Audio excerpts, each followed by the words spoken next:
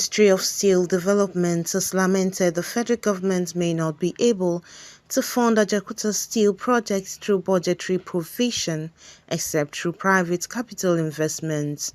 Stated that about 5,000 Nigerians will benefit from the revitalization of the project. If we get it right, I think I've said it previously, that potentially it could create in excess of 500,000 jobs for Nigerians.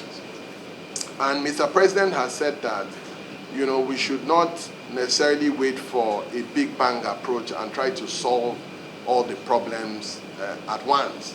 Perhaps we can start with the low-hanging fruits.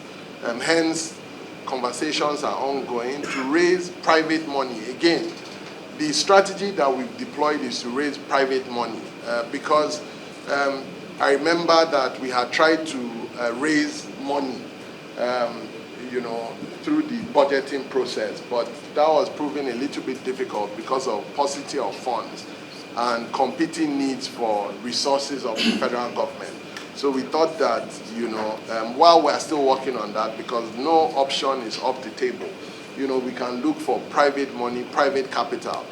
The Minister of Steel Development, Shaibu Audu, disclosed this on Thursday during an interactive session with the House of Representatives Committee on Steel Development.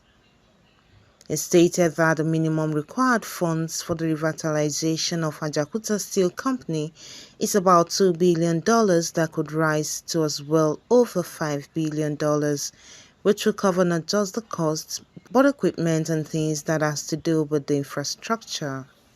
The chairman of the committee, Honorable Zainab Gimba, while commending the efforts made so far by the minister, she calls for assessments of the previous audit technical reports before embarking on a $2 billion loan to revive the steel company.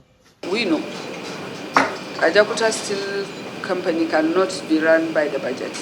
So that means we have to look for external sources.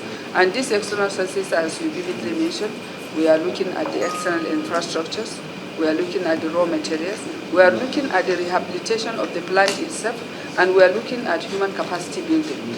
And all of these things have, on their own, they are independent and none can work without the other.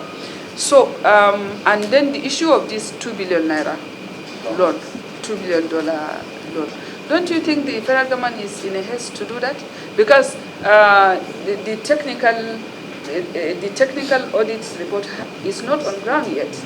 And it is based on the technical audit report that we now know whether this is what we want, this is what we are going to do, or how. And then we have to equally, you and all of us as stakeholders have to compare the previous audit technical report and whatever report that is going to come up before even thinking of getting a loan of $2 billion. Company. Comfort Olayinka, DCTV News.